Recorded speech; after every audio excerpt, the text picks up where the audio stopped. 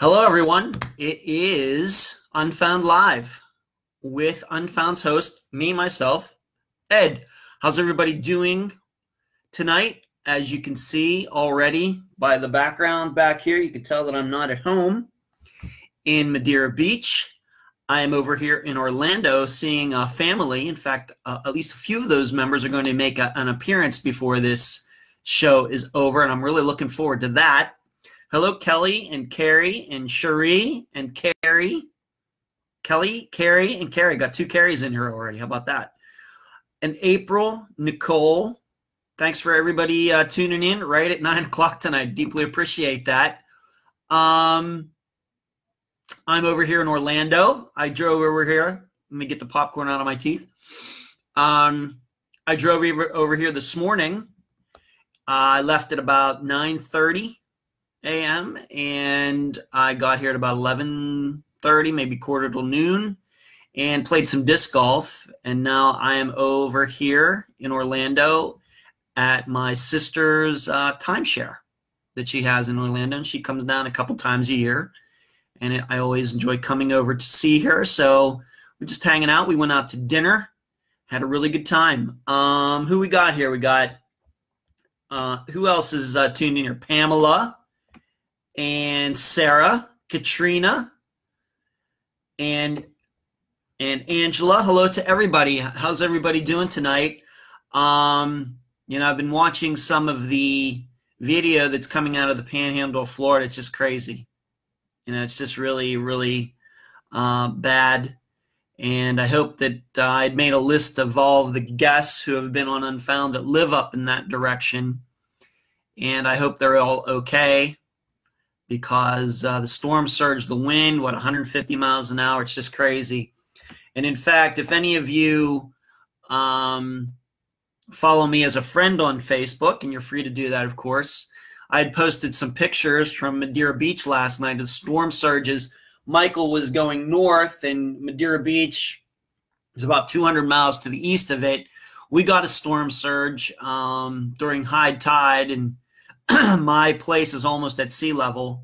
And so we had some water that collected out in front of my place. And if you see those pictures, that's not rainwater. In fact, it didn't even rain in Madeira Beach yesterday until like last night. But that is salt water from the Gulf. And what happens is when the storm surge happens, the water gets pushed up back the drains. And so the water comes up through the drains. And that's what you're seeing there. So,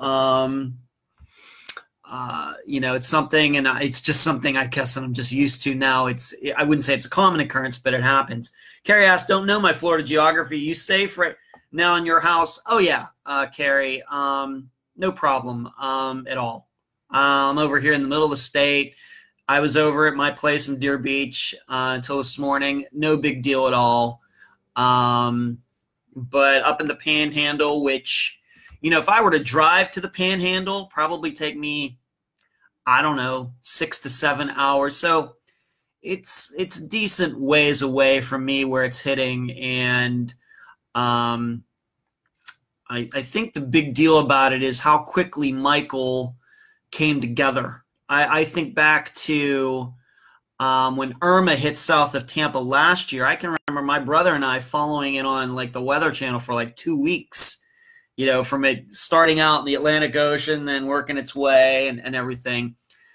So we had a lot of time to prepare. And then in the end, I really don't know if it was as bad as everybody thought it was going to be. But with Michael, it seemed, Michael as a hurricane was not even news a week ago.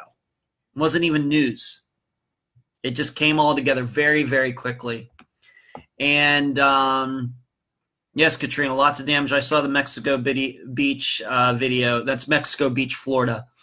Yeah, it's pretty bad. Now, I'm fairly familiar where the hurricane came ashore, because my parents for several years during the winter would go down to the Panhandle and stay in a place called Seacrest, and it's a very, very small town. You can find it on a map that's west of Panama City Beach, and it got hit pretty hard.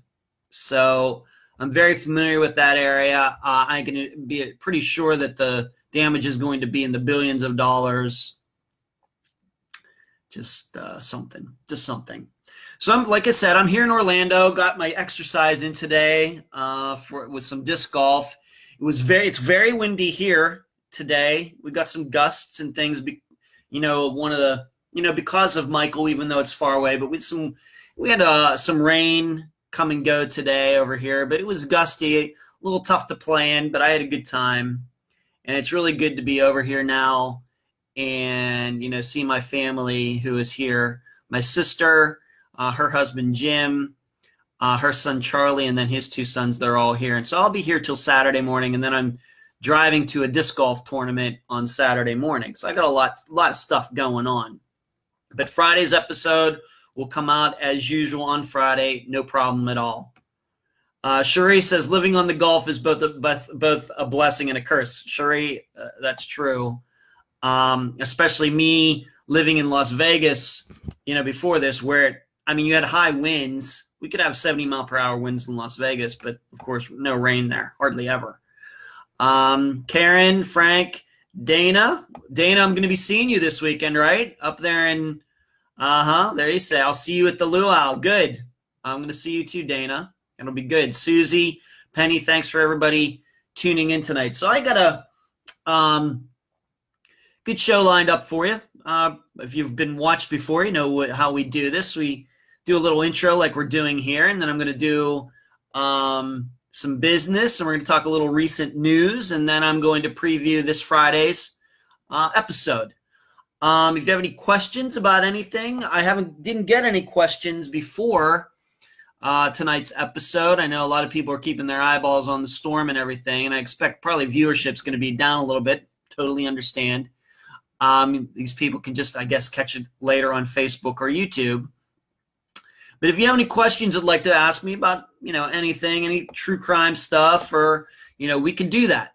But as you know, I always come to every show prepared to do a little bit of talking. Sarah says, I've only been to Florida once and the mosquitoes ate me up. Sarah, just depends where you are. Mosquitoes generally like me, but I really haven't had a problem with them since I moved here 7 years ago. So not sure. Just depends. I've been told that mosquitoes kind of like people when they sweat. Like if there's a lot of salt in their sweat, they prefer salty, sweaty people over people who sweat and there's not as much salt in their sweat. I read that somewhere. So maybe that has something to do with it, Sarah. I don't know. And Dan, what's going on? Good to see you tonight. And Sue. If you're wondering what shirt I have on tonight, I have an X-Files shirt on tonight. I went back into the archives and found this shirt, Deny Everything. This shirt has to be, I might have worn this for an episode before now that I'm a show before. This shirt has to be at least 20 years old, at least. And it's still in great condition, but that's what I'm wearing while I'm over here. Sarah, you just be patient now. We're gonna be doing that just in a couple minutes. Don't you worry about that question about my family. Carrie said, I have a lot of questions, but my tiny tornado of a grand found it. Do you know how many tiny pieces of confetti a 2-year-old can turn to a single piece of paper? Carrie, I've never had kids, so I don't, but I can guess. But in a few minutes here, we're gonna be doing this. In the meantime, wanted to talk a little bit about the audio from last Friday's episode, being that the week before with Janice Norwood's case, we talked a little bit about audio. This week, when you first listened to it, you found the episode to be a little more quiet than usual. That was my fault. What had happened is I had hooked up a couple speakers to my my Mac computer that I use, and I didn't realize the volume was turned the whole way up. So I'm leveling everything out. I'm thinking it's at normal level. Well, it's at normal level if you have the volume turned up the whole way. So if you found that the only way you could get the best audio was turning your speakers up the whole way and then it was fine, that's the reason, and that was my fault. I don't think there was much of a problem, but if you had that issue that it seemed like it was softer than usual and then you turn it up and sound fine, that was the reason. I can assure you this Friday, the episode's pretty loud. So there you go. So,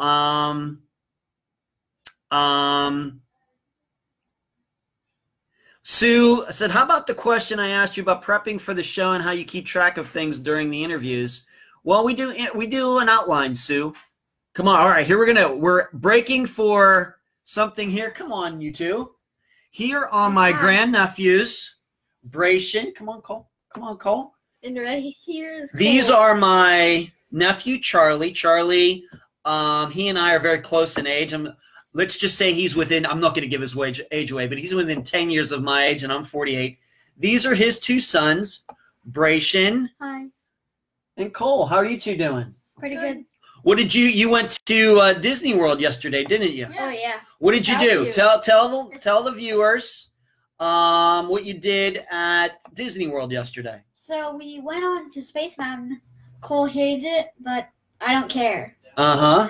We went on the Buzz Lightyear thing two times. Is that right? Yeah. I don't know how, though, because that line is always packed. Yeah, it's always packed. Really You're right. You're right. It is always packed.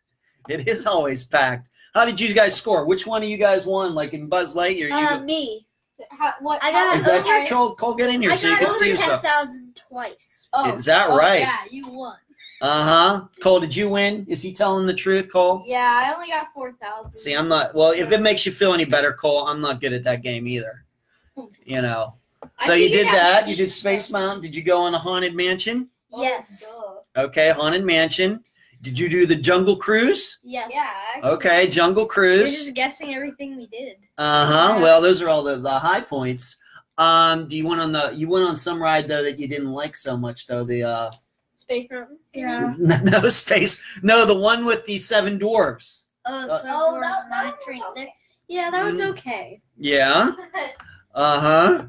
Okay. I was happy it wasn't too intense. Uh-huh. It wasn't too. Oh, you were happy. It wasn't too intense. I don't Okay. like intense rides like that. Okay. And did you? What else did you do there? Did you go on like the go-kart things? Did you drive the? No, they were too. Grandma. So we have a go-karter. We already have. Oh, that's right. You do have a go-kart. Twice as fast. That's right. You do have a go-kart. Yeah. You do. Uh-huh. Cherie says you are scoring major points right now. See, having kids on the program scores me points, I guess, or something.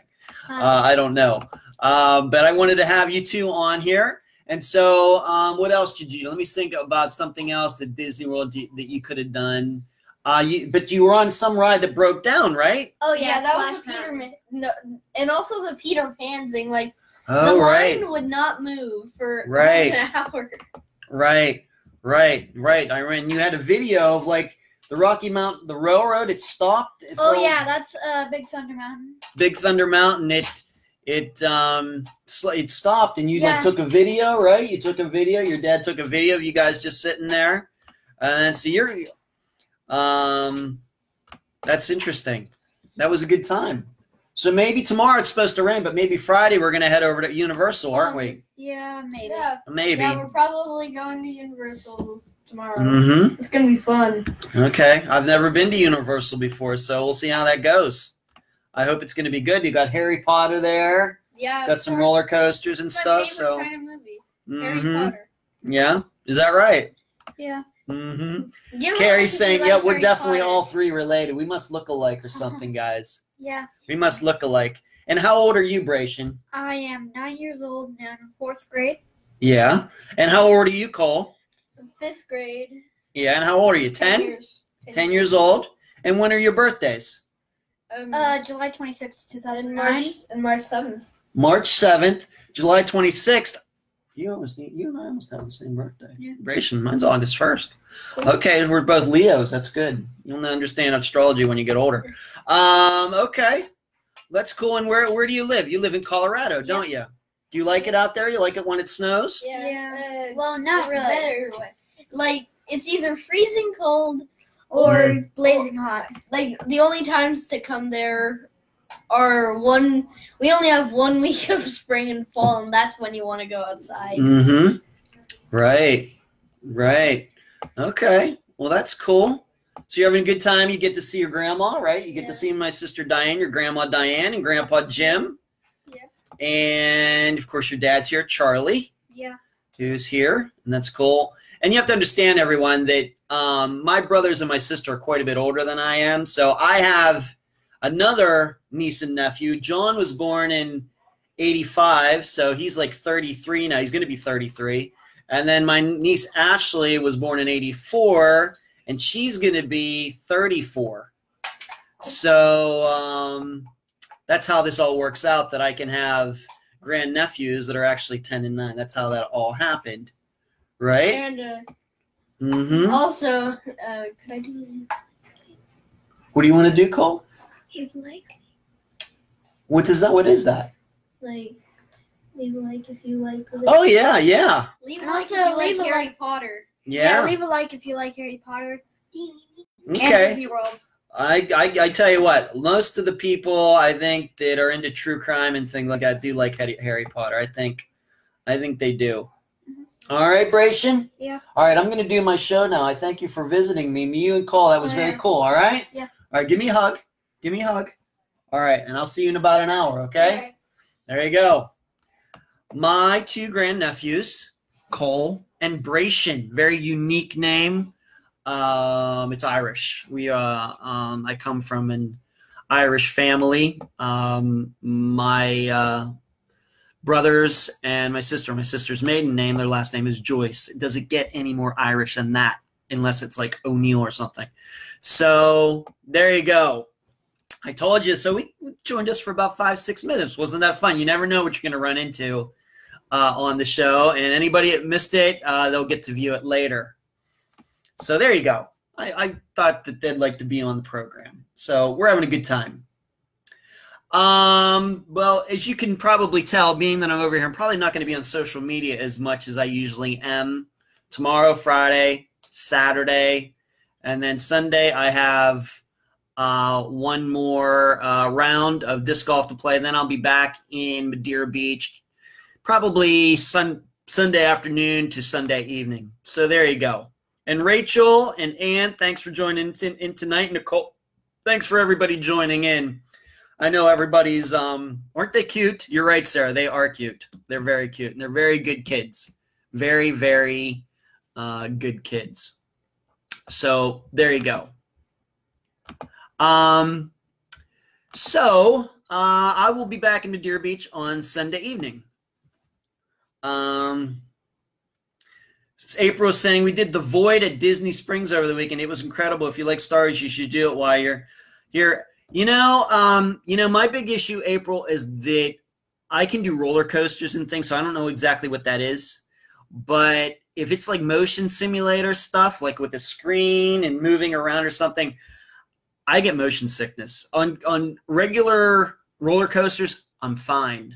But any motion simulator stuff, my body does not like it at all. So I have to watch. Cherie, everything's good back in Madeira Beach. We had some little storm surge, no big deal at all. No big deal. Let's get to a little bit of news tonight. I know some news that really caught a lot of attention this past week was something that happened in Detroit where there was a sweep done by various law enforcement agencies, and they recovered 123 missing children were found. And I want to get into that a little bit. I guess they had like 301 that they were looking for, and they found 123 of them. Now, you should know something, though. Of those, hold on one second. I'm going to go shut something. I'm going to shut this door. Hold on. Oh, it's shut. Okay, it's shut. All right. The door is shut. Okay.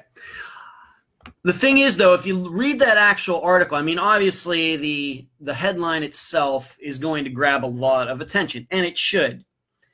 But of those 123 missing children, only 3 of them, and great, it's 3. It's better than, not finding any.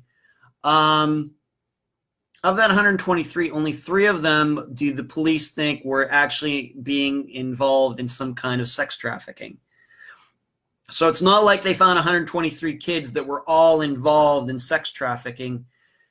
As far as their estimation goes, what they could find out, 3 of them were. Now, what does that mean for the, and I think that one of them was a runaway or something. What does it mean for the other 100 and roughly 20 I'm not sure. I'm not sure. It's, you know, and I'm not, as you know, I don't have any kids. The closest thing I get to having kids are my little, you know, nephews you just saw here.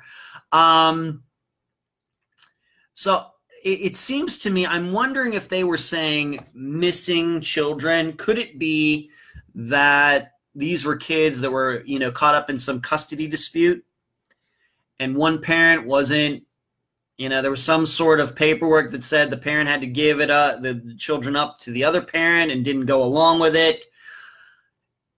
You know, it's hard for me to, these kids, obviously there was a missing persons report, or there was a piece of paperwork somewhere in Detroit's government, local, you know, city government.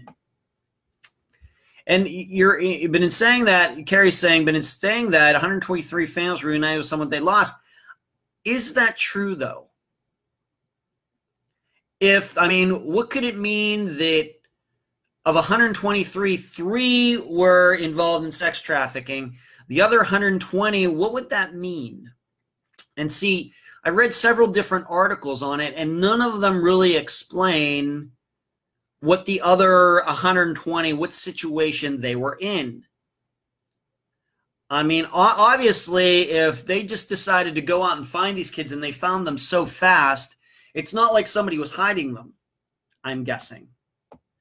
So, you know, as much as I know that that story, I mean, it was posted, I think, 3 different times in the group, that it caught a lot of attention, it's still, to me, there's still a lot of questions I have about what it all means. Now, granted, we just don't know. I think that's exactly what they were saying in Runaways, etc. Kelsey, welcome tonight. Thank you. There was an update that there was a paperwork backlog. Okay, Anne is saying. I just want to know what situation these 120 other kids were in. Why were these missing persons cases filed? It doesn't sound to me like these kids were stolen or kidnapped or anything else. Once again, being that they seem to be able to be found, you know, so quickly.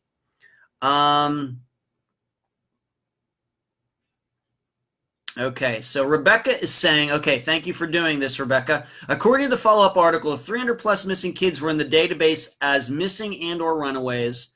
The 120 that were found had already been returned home and never reported as being found. Well, that's certainly an issue. I know that a lot of even teenagers, adults, they go missing, they come back. Nobody ever lets police know, and so this paperwork is kind of hanging out there. So, it just sounds to me then that the headline is a little misleading. That they were able to clear these things up, and obviously these 3 kids that were getting sex trafficked, they got them. Awesome. Awesome. But I think that if you don't read deep into the article, and I'm glad some of you did, you get the impression that all these kids were found when it seems they had already been found and were back with their families by the time law enforcement caught up to all of this. Yeah, Carrie says, see, I have a huge, Carrie says, meaning her, Carrie has a huge issue with the department neglecting updating databases and such.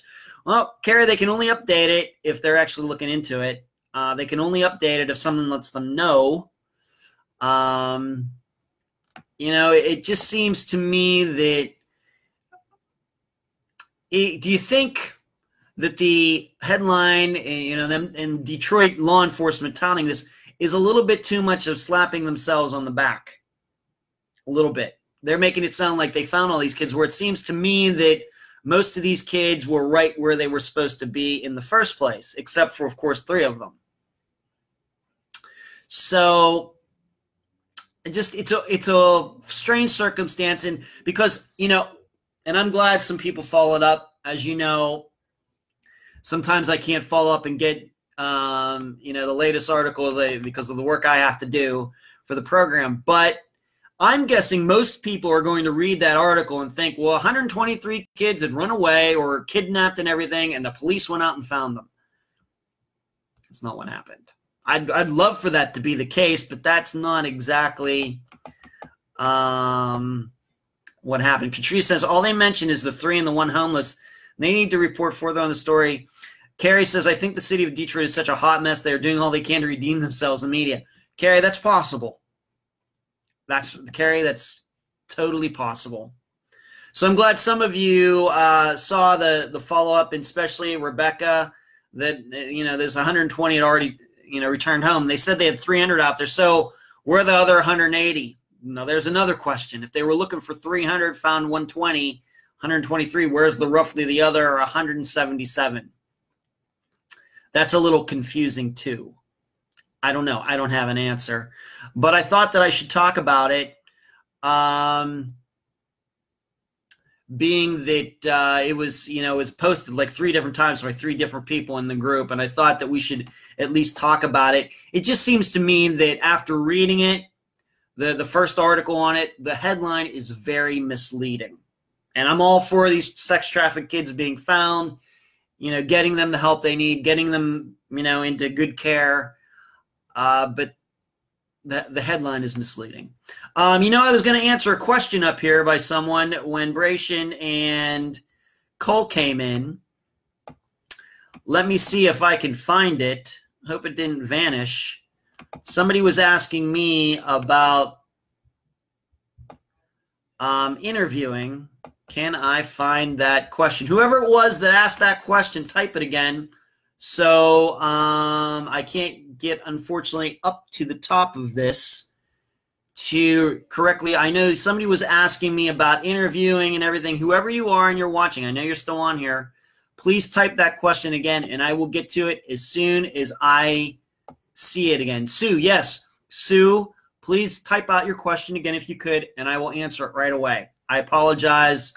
I just can't scroll up far enough to read the question verbatim, and I want to make sure I get it right the first time. The other thing I want to take a look at, talk about, is it seems that Dateline, and I know this has been a big deal in a variety of different groups that I've seen on Facebook,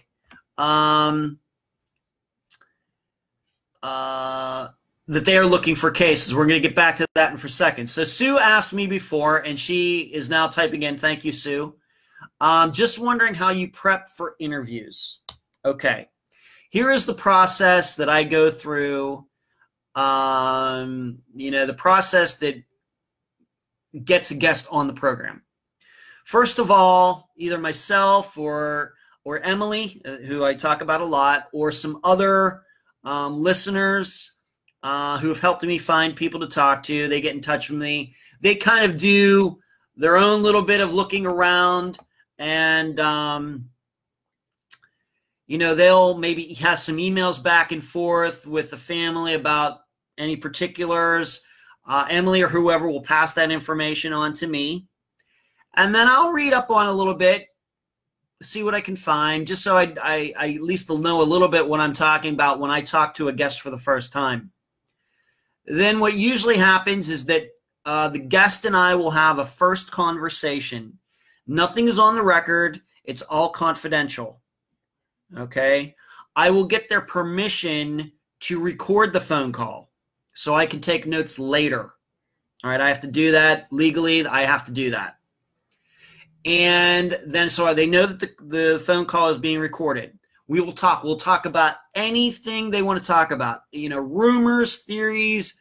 We'll go all over the place. Anything that comes to mind, I'll ask them a bunch of questions, and I will tell them, if you don't know the answer to some of these questions, don't worry about it. It's just me talking out loud. Because you never know when we're going to come upon something that's never been covered before. Hello, Claudia, I don't know how to pronounce your name, but welcome. I think you're new to the show tonight. I've never seen your name in here before. Welcome. Thanks for tuning in. So we'll talk. Usually goes a couple hours, usually, depending on the case.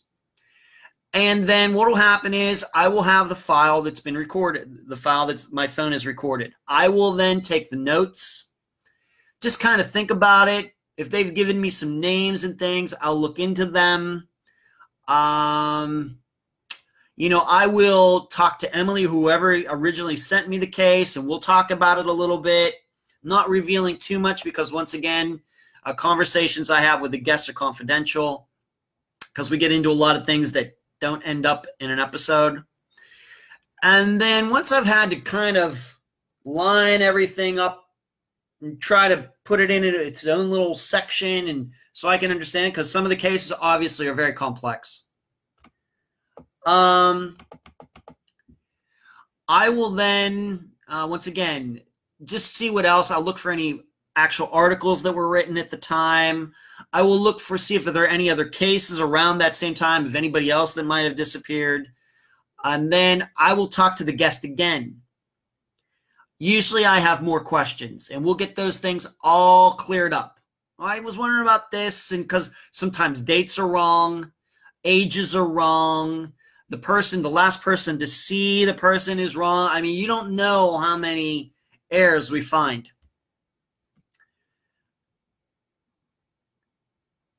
Clay, it's pronounced Claudia. Okay.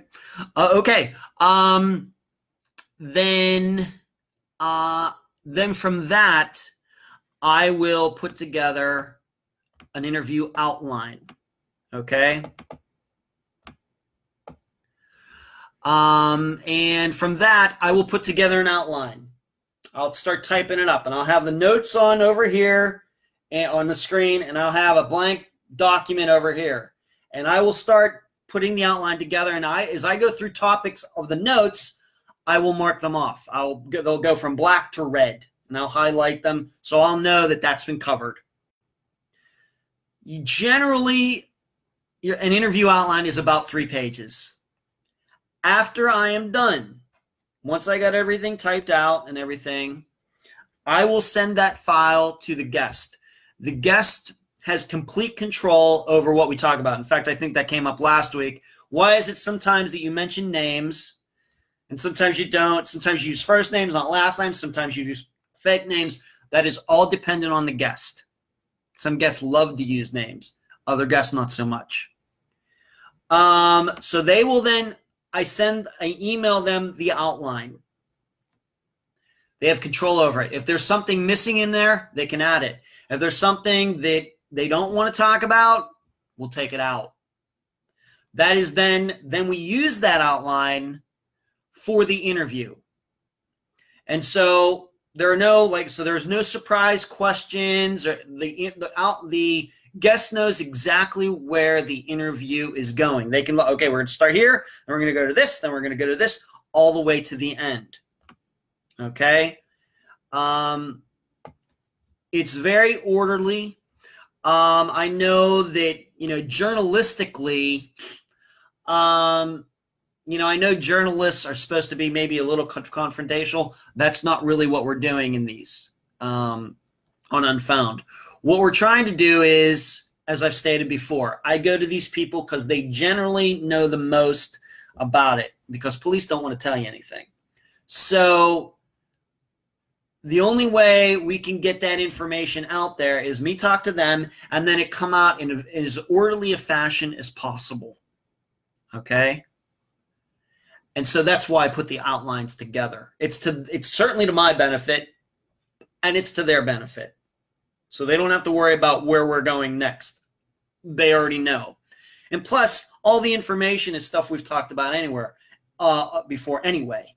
So it's not like it's surprise information. It's all up in their heads. We're just putting it in a more logical form. So that's how it basically, and so when we do that, then I talk to them on the phone. Once again, it's recorded. The file goes from my phone to my Mac computer, which is sitting right over here right now. And that's how an episode gets made. Okay? So how do I prep? Really, the prep is just a process where, I look through the information that the guest has originally told me the first time we talked. I would not say that I am an expert on any one case, because I have to move to the next case every week. But over the last 2 years, I will say, though, in general, I think I've become an expert on missing persons cases in general. I'm not an expert on Thomas Brown's case. I'm not an expert on Amanda Fravel's case. I wouldn't even say I'm an expert on Stephen Kocher case, even though I have personal experience with it. I wouldn't say I'm an expert on Suzanne Lau's case. But my job is to ask the question so the people who know can tell all of you what they know. That's my job. So as far as how I keep names and dates straight while you're talking, well, when I'm interviewing them, I have all the information in front of me. So I have the computer right in front of me, and I'm just going down through the outline. I have dates and names and everything already typed out. That's how I do it. And, you know, I don't know how anybody else does it, but being that I've had so many people who don't have to kiss my butt tell me, you know, how good of an interview. I mean, one of the TV producers I just talked to recently, he goes, "You really have a talent for interviewing people." He told me that. He didn't have to do that.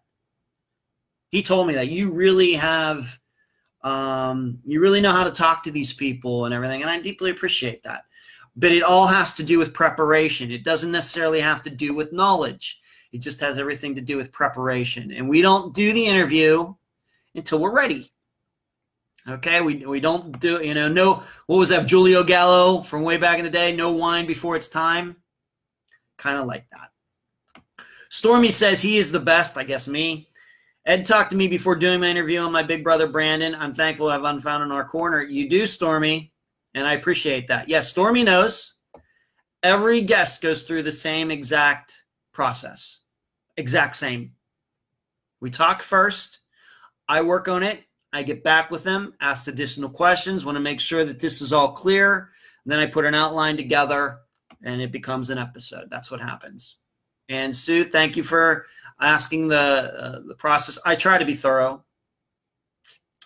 Sarah asks, are you following the missing Fort Worth tree at all? The cars, Sarah, I'm not. I'm sorry. Sherry says, great Patreon blog last week, Ed. Speaking of which, let's do the business right now. Are all of you Patreon members? Okay, are all of you there? I know some of you are, but I'm going to say some of you aren't. And I want you to know, in general, that's fine. But if you're not, you are missing some things, additional things. Of course, you're missing the free ebook you get just for becoming a Patreon supporter. But if you don't know, because I don't do a lot of theorizing, as you know, during episodes. The reason I do that, I don't do theorizing, is because I want you all to think for yourselves. I know if I start saying things regarding theories, there's kind of this, I don't know if you call it a halo effect or whatever it's called, but then you suddenly start thinking, well, if Ed thinks that, that must be what it is. I don't want that, okay? I want you all, and you're very smart people, I want you to think for yourselves. That's why episodes don't theorize. As you know, most true crime podcasts, really they're nothing but theories. Totally the opposite. It's just me and the guest talking about facts. They have some theories, and once in a while it comes out. I just ask the questions. But on the Patreon blog, I do some in-depth editorializing about the case that you don't hear on the episode, okay? If you're interested in that, if you'd like to hear me talk, you know, maybe a little bit more about missing person theory and how it applies to any case that Unfound covers, if that sounds interesting to you, you should be a Patreon member.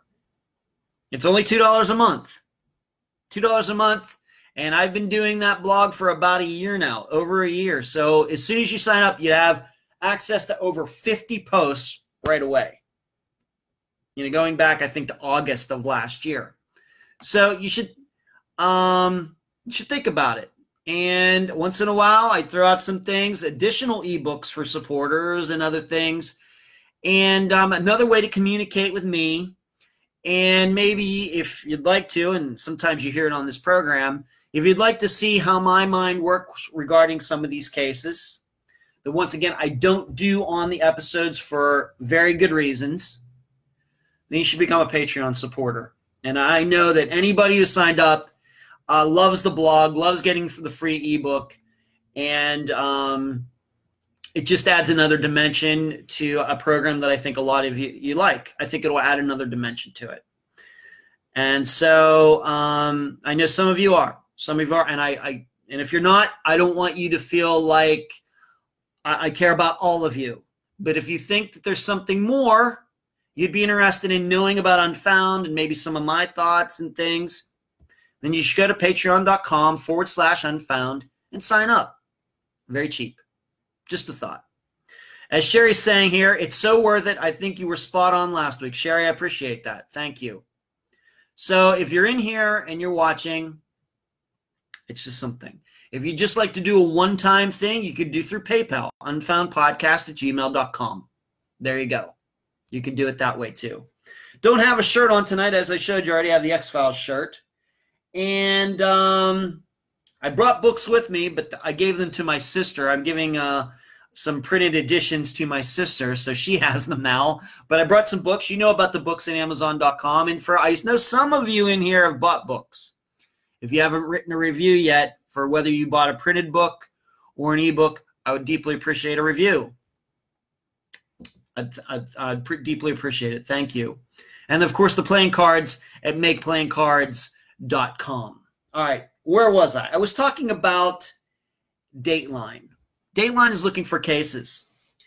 And it seems to me, I know some people have alerted me to this and sent me screenshots. I'm very excited about this. And the two cases that I think it seems have gotten the most attention that Unfound has covered are Nico Lisi's. In fact, I think Dateline emailed something back to their page or something about Nico. That was a case, of course, just a couple months ago. Nico Lisi's case seems to have gotten some attention, and then Thomas Brown's, a lot of people have been pushing that case for Dateline as well. I think they're two excellent cases. Of course, you think, I know, as you know, I think all of Unfound cases deserve more attention than they've gotten, even if it's one like Thomas Brown's that has been on Amarillo TV and radio and everything, and like in northern Texas. Or Suzanne Lyle and Mary Lyle and all the ones that have been on Disappeared. No matter what, I think all of Unfound's cases should get more attention.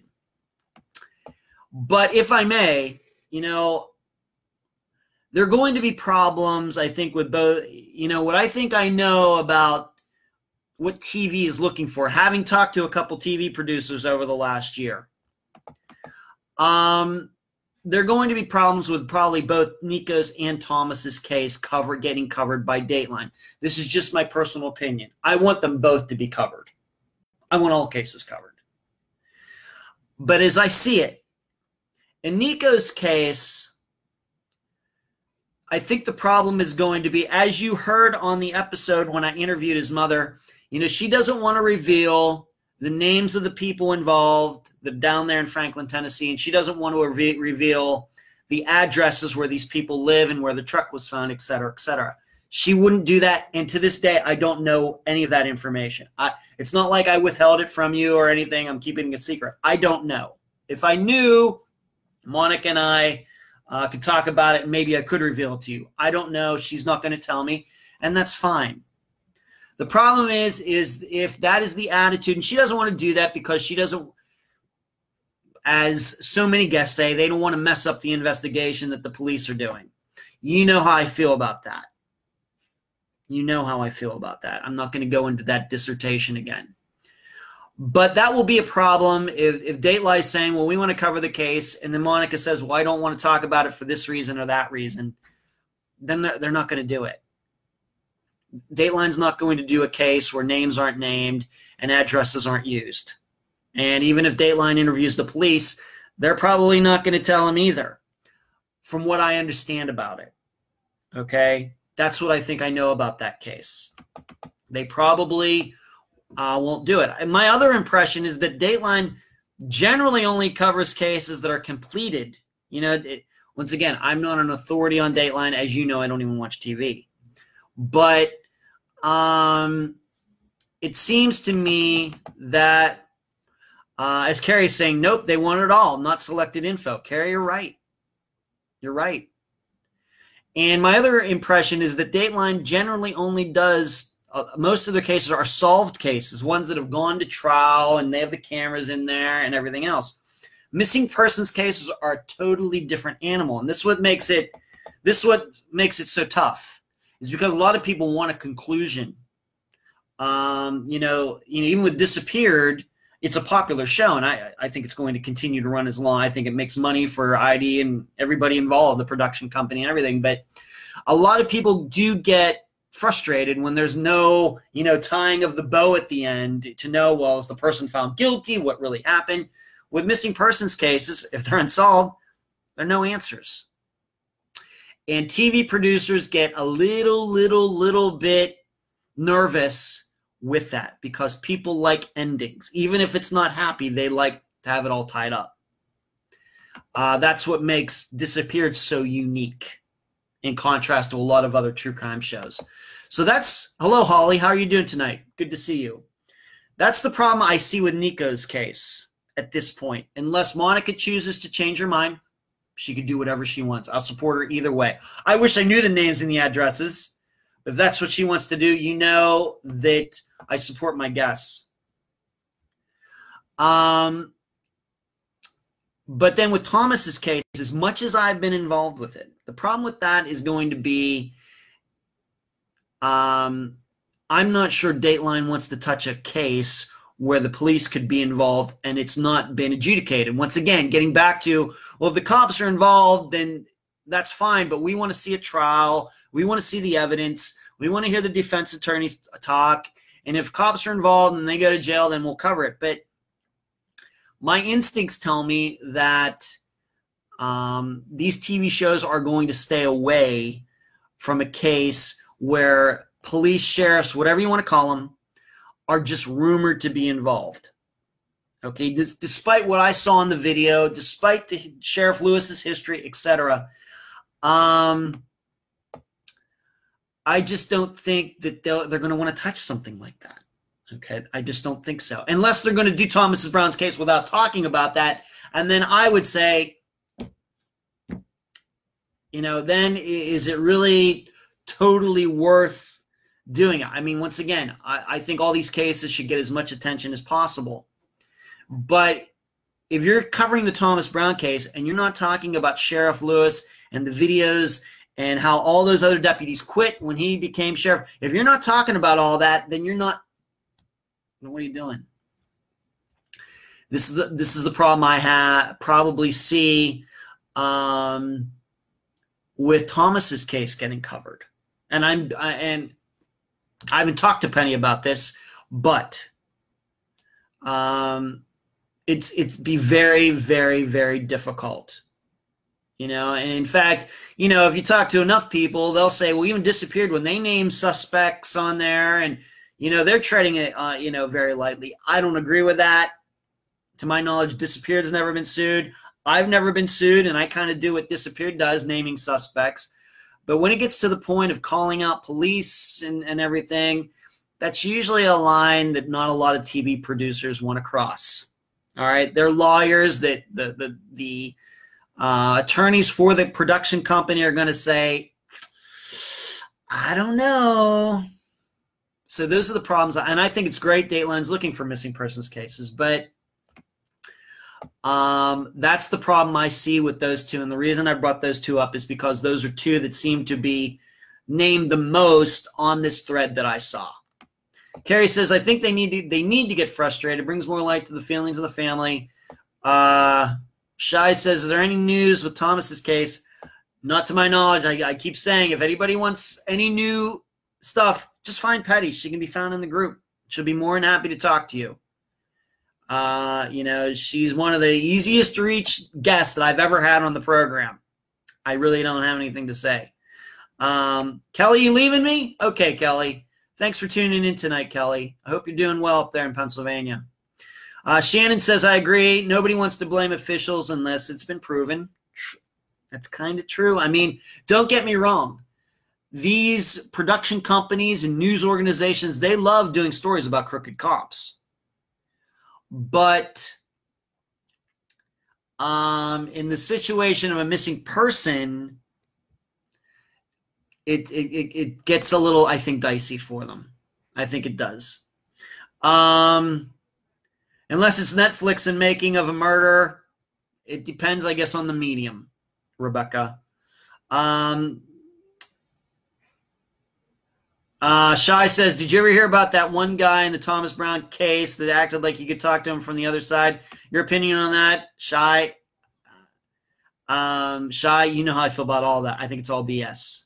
I don't mean to get in the way of anybody's spiritual beliefs or anything else. I know I can be around anybody, atheists, strict Catholics, whatever. It doesn't matter to me.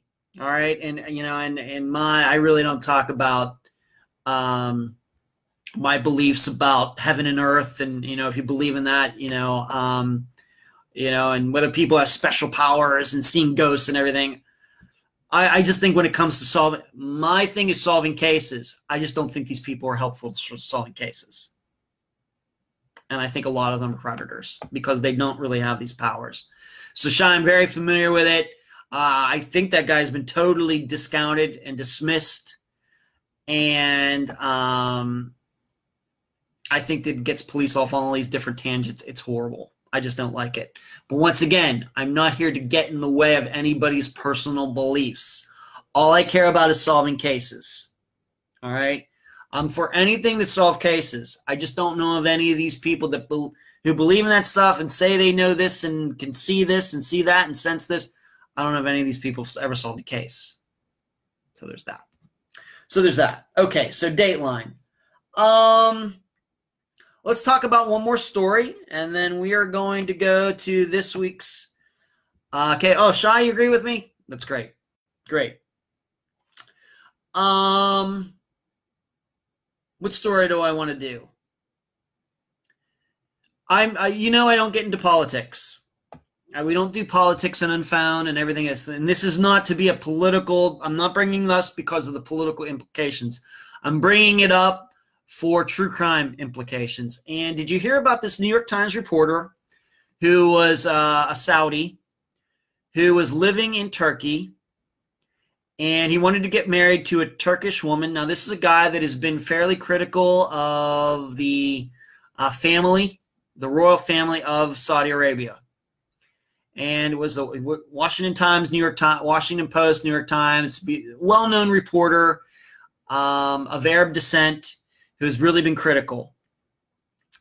Well, he went to the Saudi Arabian consulate in Turkey, where he lives, to get some sort of paperwork to get married to a Turkish woman. Well, he went there, I don't know, a couple weeks ago, and they said, you know what, we don't have the paperwork. Can you come back in about a week, and we'll give it to you. We'll have it by then. He says, no problem. Well, he went into the Saudi Arabian consulate in Turkey, which I'm going to guess is in Ankara, I guess, and allegedly never came back out. And there are a lot of rumors flying around. And one of those rumors that when he went in there was a hit team waiting for him. And the reason he's not seen coming back out of the consulate is because they killed him, chopped him up, put him into, you know, bags, and whisked his body parts out of the country. Have any of you seen this story? Okay, I don't care about the politics of it. I'm not here to talk about that. But if there was ever something that we can learn about luring, it's that. That is a perfect case of luring.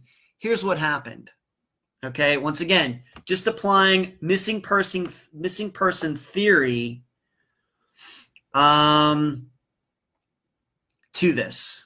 Here's what happened. Obviously, the royal family of Saudi Arabia did not like this guy for whatever good reasons or bad reasons. I don't care.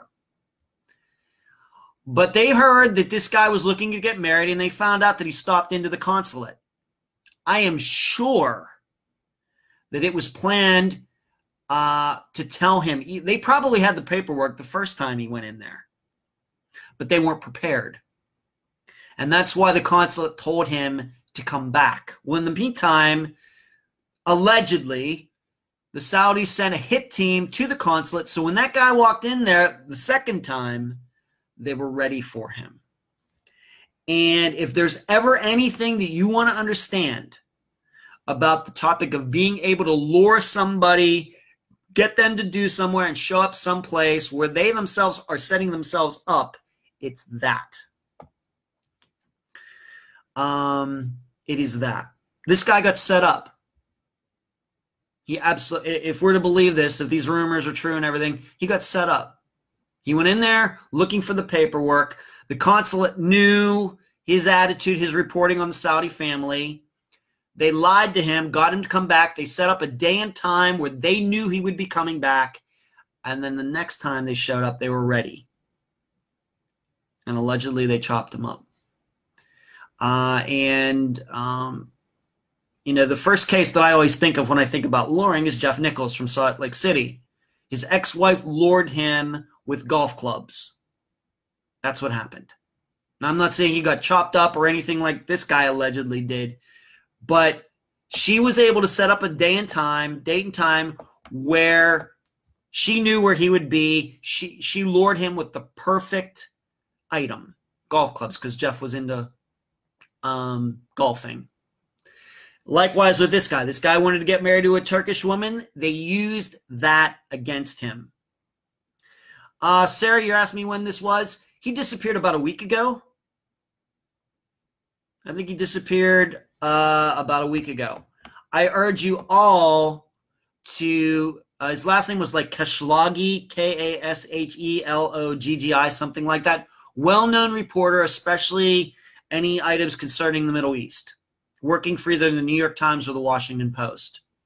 And now, of course, they're looking for him. They want to figure out, and so they're all trying to figure out, and you know, the Saudi Arabian consulate, that the Turkish police in there to see, you know, there's a video of him going in and not coming back out. You know, if you ever want to learn anything about luring, I'm going to say it again. What I mean by luring, getting people to come somewhere at a certain day, a certain time, so they can be made to disappear, usually, of course, murdered. This is what I mean. This is what I mean. And we know over the course of the last 2 years, we know that people have been lured because of golf clubs, because of money, because of sex, drugs, etc., etc., etc. Getting people to show up places, and that's what happens. So I wanted to talk about that because I think that we can learn a lot from that, and that luring is always going to be a topic. So I wanted to talk about that. And so let's talk about this Friday's episode, which is already completed. I actually did the episode on Sunday because I knew I was going to be coming over here, so I got the episode done early. Pamela says, I don't watch TV. Either do I, Pamela, but I saw the news on it. And Sarah, thank you for posting that, for linking that. This week's case is the disappearance of Robert Bobby Tennison. He disappeared on January 19th, 2009 from Alder Point, California. And that is in Humboldt County. And if that county sounds familiar to you, that's the exact same county where Jeff Joseph disappeared in 2014. Of course, a case that Unfound covered, I'm thinking in February, March. And it's already one of the books. It's either in volume 3 or volume 4, maybe volume 4 of the Unfound book series. And for that episode, I had his sister, Vicky, on. Well, Vicky knew about the disappearance of Bobby Tennison, and she knew Bobby's cousin, Tammy. Vicky pointed Tammy in my direction, and so Tammy, Bobby's cousin, is going to be on the episode. Once again, Bobby disappeared on January 19th, 2009, so we're going to be coming up on 10 years the beginning of next year. And at least it's a little bit like Jeff's case, and that I do think that money was involved. I think that the marijuana business in Northern California was involved to some degree. But Bobby and Jeff Joseph, on the other hand, were quite different. Of course, Jeff was running his own operation. He had people working for him, whereas Bobby, it sounded like, I think, was just a hired hand. But he went up to, he didn't live up there in Alder Point or Humboldt County. He went up there with his son and a friend to sell a motorcycle. They drove back to where they live, and Bobby stayed up there. He said he'd take the bus home. He said he had to collect a debt. Never seen again. Now, the reason this is also a big deal, why it's also, I think, a good case to cover now, is because there was a murder in California last year, and the guy went on the run, and he was caught this past summer. Well, this murderer is involved in Bobby's case. And so a lot of revelations have happened for Bobby's family, including Tammy, this year, finding out a lot of information they didn't know until this year, even though this case is almost 10 years old.